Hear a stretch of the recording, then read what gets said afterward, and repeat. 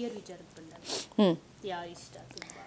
ನನಗೆ ನಟಿಯರು ಅಂತ ಬಂದಾಗ ನಾನು ಯಾರನ್ನು ಹೀರೋಯಿನ್ಸ್ ಅಂತ ನಾನು ಯಾರನ್ನೂ ಏನು ಇಷ್ಟಪಟ್ಟಿಲ್ಲ. ನಾನು ಜಯಂತಿ ಅಮ್ಮ ನಂಗೆ ತುಂಬ ಇಷ್ಟ ಆಗ್ತಾಯಿದ್ರು. ನಾನು ಚಿಕ್ಕ ವಯಸ್ಸಲ್ಲಿ ಅವರು ಎಡಕಲ್ಲು ಗುಡ್ಡದ ಮೇಲೆ ಸಿನಿಮಾ ನೋಡಿ ಒಂಥರ ಏನೋ ಒಂಥರ ಇಷ್ಟ ನನಗೆ ಜಯಂತಿ ಅಮ್ಮ. ನಮ್ಮ ಶಾಲೆಗೂ ಒಂದು ಸಲ ಬಂದಿದ್ದರು. ಸೊ ಅವ್ರು ನಂಗೆ ತುಂಬ ಇಷ್ಟ ಆಗೋರು. ಮತ್ತು ಈಗಿನ ಹೀರೋಯಿನ್ಸಲ್ಲಿ ನನಗೆ ರುಕ್ಮಿಣಿ ಅವ್ರು ತುಂಬ ಇಷ್ಟ ಆಗ್ತಾರೆ. ಯಾಕೆಂದರೆ ಒಂಥರ ಹೆಣ್ಮಕ್ಳು ಈಗ ಹೀರೋಯಿನ್ಸ್ ಅಂದರೆ ಎಕ್ಸ್ಪೋಸ್ ಮಾಡಬೇಕು, ಚೆನ್ನಾಗಿ ಡ್ರೆಸ್ ಮಾಡ್ಕೋಬೇಕು, ಹೀಗೆಲ್ಲ ಇತ್ತು, ಡ್ಯಾನ್ಸ್ ಮಾಡಬೇಕು ಹೀಗೆ ಹಾಗೆ ಅಂತ. ಬಟ್ ರುಕ್ಮಿಣಿ ಅವರು ಒಂದು ಟ್ರೆಂಡ್ ಕ್ರಿಯೇಟ್ ಮಾಡ್ತಾ ಇದ್ದಾರೆ. ನಾವು ನೋಡಿದ ತಕ್ಷಣ ನಮ್ಮ ಮನೆ ಹುಡುಗಿಯಪ್ಪ ಇರಬೇಕು, ನನ್ನ ಗರ್ಲ್ ಫ್ರೆಂಡ್ ಅಂದರೆ ಹೀಗಿರಬೇಕು, ನನ್ನ ಮಗಳಂದರೆ ಹೀಗಿರಬೇಕು. ಸೊ ಆ ಸ್ಮೈಲ್ ಆಗ್ಬೋದು, ಆ ಮೇಕಪ್ ಆಗ್ಬೋದು, ಅವರು ಪ್ರೊಜೆಕ್ಟ್ ಮಾಡ್ಕೊಳ್ಳೋದಾಗ್ಬೋದು, ಮತ್ತು ಬೇರೆ ಭಾಷೆಯಲ್ಲೂ ಮಿಂಚ್ತಾ ಇದ್ದಾರೆ ಇವತ್ತು. ಸೊ ಹಾಗಾಗಿ ನನಗೆ ರುಕ್ಮಿಣಿ ಅವರು ತುಂಬ ಇಷ್ಟ ಆಗ್ತಾರೆ.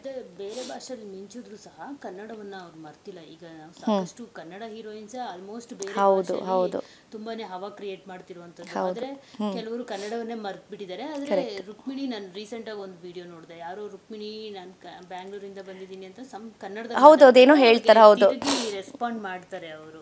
ಓಕೆ, ಸೊ ಆ ವಿಷಯ ಅದನ್ನ ಹೇಗೆ ನೋಡ್ತೀರಾ ನೀವು? ನಾನು ತುಂಬ ಖುಷಿ ಪಡ್ತೀನಿ. ಯಾಕೆಂದರೆ ಮೇಡಮ್, ಕೆಲವ್ರು ಹೀರೋಯಿನ್ಸ್ ಇದ್ದಾರೆ, ಕೆಲವ್ರು ನಮ್ಮ ಕನ್ನಡದಿಂದಾನೇ ಹೋಗಿ ಬೇರೆ ಭಾಷೆಗಳಲ್ಲಿ ಗುರುತಿಸ್ಕೊಂಡು ನಮ್ಮ ಭಾಷೆನೇ ಮರ್ತಿರೋವಂಥವ್ರು ಇದ್ದಾರೆ. ಮತ್ತು ಏನೇನೋ ಹೇಳಿಕೆಗಳನ್ನ ಕೊಡುವಂಥದ್ದು.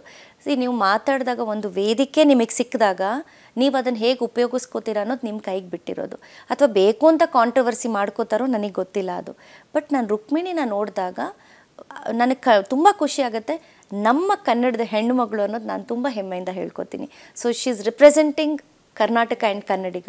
ಸೊ ಹಾಗಾಗಿ ನಾನು ಅವ್ರಿಗೆ ಆಲ್ ದಿ ಬೆಸ್ಟ್ ಹೇಳ್ತೀನಿ. ಸೊ ಕನ್ನಡ ಅಂತ ಅಂದರೆ ಅಶ್ವಿನಿ ಅವರು ಏನು ಹೇಳ್ತಾರೆ? ಕನ್ನಡ ಅಂದರೆ ಸ್ವಾಭಿಮಾನ. ಪ್ರತಿಯೊಬ್ಬ ಕನ್ನಡಿಗನಿಗೂ ಇರಬೇಕಾದಂಥ ಸ್ವಾಭಿಮಾನ.